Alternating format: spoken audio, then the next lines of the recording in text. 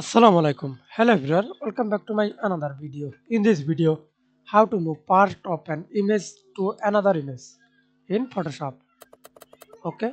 First of all, you select selection any tool, marquee tool, or I use this right click quick selection tool. Then select for this part. Then click move tool. Select move tool. Then click and drag it.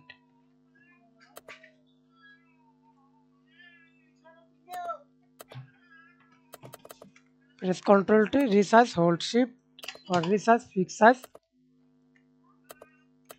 Okay.